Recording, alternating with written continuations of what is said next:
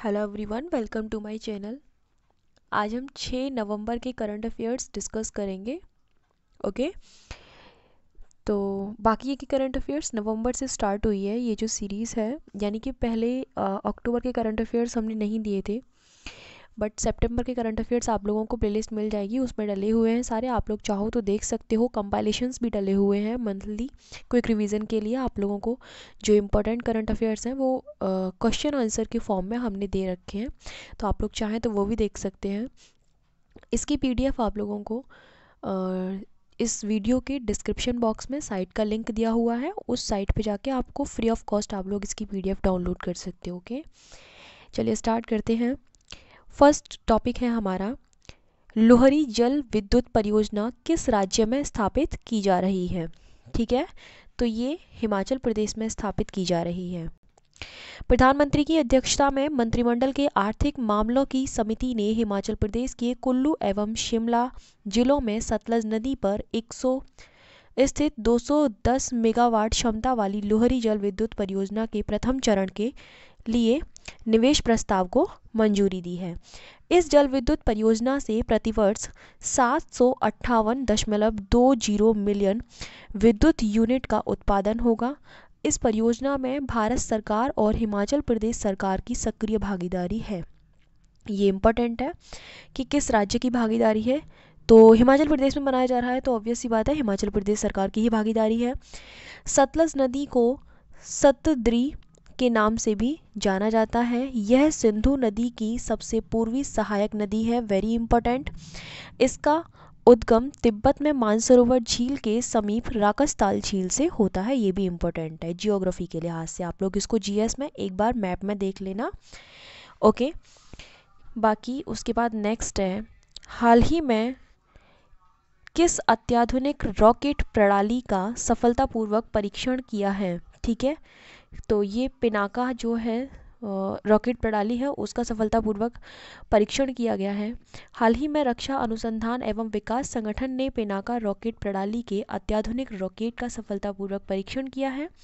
यह परीक्षण ओडिशा स्थित चांदीपुर एकीकृत परीक्षण केंद्र से 4 नवंबर 2020 को किया गया है। कहाँ से किया गया है? ओडिशा के चांदीपुर से। ठीक है, इस अत्याधुनिक रॉकेट को पुणे स्थित डीआरडीओ प्रयोगशाला में विकसित किया गया है। नेक्स्ट है, हाल ही में नर्चरिंग नेबरहुड चैलेंज की शुरुआत किसके द्वारा की गई है। याद रखना, ऐसे चैलेंजेस या फिर कोई भी अभ्यास होते हैं तो उनके बारे में पूछ ले जाता है। इसकी शुरुआत की है केंद्रीय आवासन एवं शहरी कार्य मंत्रालय द्वारा। ओके, तो किस उद्देश्य से इसकी शुरुआत की गई है। ठीक है, तो ये जो शुरुआत की गई है, छोटे बच्चों, देखभाल करने वालों और परिवारों के जीवन की गुणवत्ता में सुधार करने के लिहाज से जो है इसकी स्टार्टिंग की गई है। इसका उद्देश्य बच्चों एवं परिवारों के लिए शहरी बुनियादी ढांचे में सुधार हेतु मदद करना है, जैसा कि ऊपर वाली लाइन में आप लोगों को पता चल चुका है। नर्चरिंग नेबरहुड चैलेंज की शुरुआत देश भर में 100 स्मार्ट शहरों, 5 लाख से अधिक आबादी वाले शहरों और राज्य तथा केंद्र शासित प्रदेशों की राजधानियों के लिए की गई है। ओके, तो इम्पोर्टेंट सिर्फ ये कि इसका उद्देश्य क्या है और किसके द्वारा, किस डिपार्टमेंट के द्वारा इसको स्टार्ट किया गया है। नेक्स्ट, भारतीय सेना प्रमुख एम नरवणे को किस देश की सेना के मानद जनरल पद से सम्मानित किया गया है। ठीक है, तो वो सम्मानित किया गया है नेपाल से। ओके, ठीक है, नेपाल की सेना ने जो है सम्मानित किया है। थल सेनाध्यक्ष जनरल एम नरवणे को नेपाल की राष्ट्रपति विद्या देवी भंडारी द्वारा नेपाली सेना के मानद जनरल पद से सम्मानित किया गया है।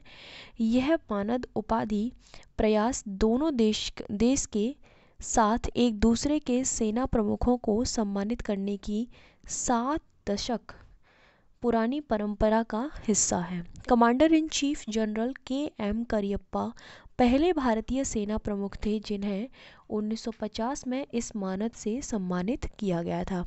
ये इम्पोर्टेंट है, आप उनका नाम याद रखना कि पहले ऐसे भारतीय कौन थे जिनको इस सम्मान से सम्मानित किया जा चुका है। इसके बाद अभी जो है कौन किए गए हैं, इन दोनों का ही नाम याद रखना। किस कंट्री के द्वारा, तो नेपाल के द्वारा। ओके, नेक्स्ट है, हाल ही में ONGC विदेश लिमिटेड के नए प्रबंध निदेशक और CEO का कार्यभार किसने संभाला है? ठीक है, तो AK गुप्ता ने इसका कार्यभार संभाला है।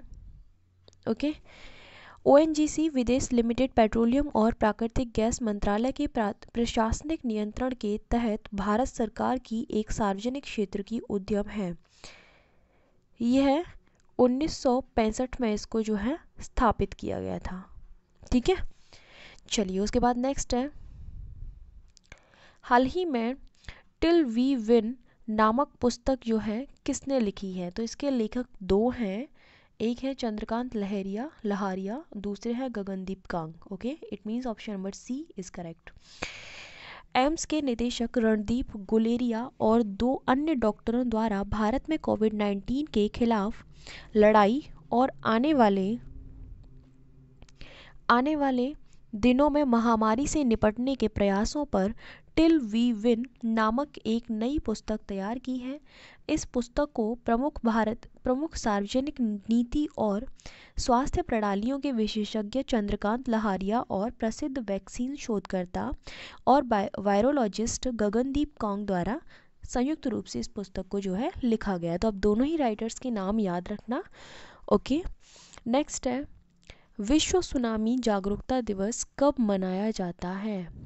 5 नवंबर को इसको मनाया जाता है। ठीक है, सुनामी एक जापानी शब्द है जो कि सो और नामी से मिलकर बना है। सुनामी के कारण समुद्र में तेजी के साथ विशाल लहरें उठने लगती हैं जो लगभग 800 किलोमीटर प्रति घंटे की गति से आगे बढ़ती हैं और तटीय इलाकों पर एक ऊंची दीवार के रूप में भीषण तरीके से टकराती हैं।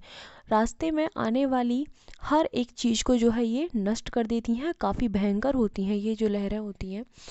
सुनामी लहरों के पीछे वैसे तो कई कारण होते हैं, लेकिन सबसे ज़्यादा असरदार जो कारण है वो भूकंप होता है।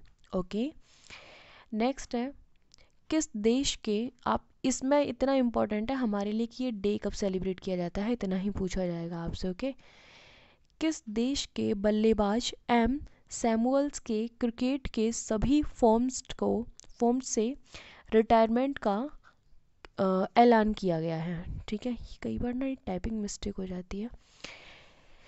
तो वेस्ट इंडीज से हैं, ठीक है, जिन्होंने अभी रिटायरमेंट का ऐलान किया है। और तो इसमें कुछ खास नहीं है, याद रखना बस किस देश से हैं वो। एंड देखो कई सारे करंट अफेयर्स ऐसे होते हैं जो कि आपके क्वेश्चन में क्लियर हो जाते हैं। इससे ज़्यादा आई डोंट थिंक कि कुछ पूछा जाता है। जैसे मान लीजिए अब यही है, ठीक है, तो इसमें राइटर से ज़्यादा कुछ नहीं पूछा जाएगा, लेकिन कुछ चीज़ें ऐसी होती हैं जो कि हमारी नॉलेज भी मतलब उससे लिंक करके अगर आपको कुछ बताया जाता है तो वो चीज़ें जल्दी याद रहती हैं। जैसे कि इन्होंने ये जो बुक लिखी है किससे रिलेटेड है ना, तो वो चीज़ याद आपको रहेगी। सुनामी जागरूकता दिवस है, हालांकि इसमें कुछ ऐसा खास नहीं है, बस यही पूछा जाएगा कि कब सेलिब्रेट किया जाता है अगर पूछा जाता है तो। अब इतना तो नहीं पूछा जाएगा ना कि ये नाम कहाँ से लिया गया है या फिर कुछ भी। तो बस ये कि थोड़ा सा लिंक करके इंटरेस्टिंग बन जाता है तो वो आपको याद रहता है सब कुछ। ठीक है, इसलिए इसको एक्सप्लेनेशन को यहाँ पे हम लोग देते हैं। लेकिन कुछ एक्सप्लेनेशन ऐसे भी होते हैं जो काफ़ी ज़्यादा इंपॉर्टेंट होते हैं, उनके केवल ये मात्र क्वेश्चन से आप लोगों को कुछ भी पता नहीं चलने वाला है। ओके, क्योंकि स्टेटमेंट में कई बार आजकल PCS में भी स्टेटमेंट में क्वेश्चन पूछ ले जाते हैं कि कितने मान लीजिए यही है आपका, ठीक है, तो कितने शहरों में इस योजना को चलाया जाएगा या फिर कुछ भी है, तो ऐसे क्वेश्चंस बन जाते हैं। तो आप लोग ध्यान से करंट अफेयर्स को पढ़िए। वीडियो को देखना है तो वीडियो को PDF आप लोगों को डाउनलोड करने के लिए मिल रही है, फ्री ऑफ कॉस्ट मिल रही है, सबसे बड़ी चीज़। तो आई डोंट थिंक कि कोई दिक्कत होनी चाहिए। So thank you so much for watching my video.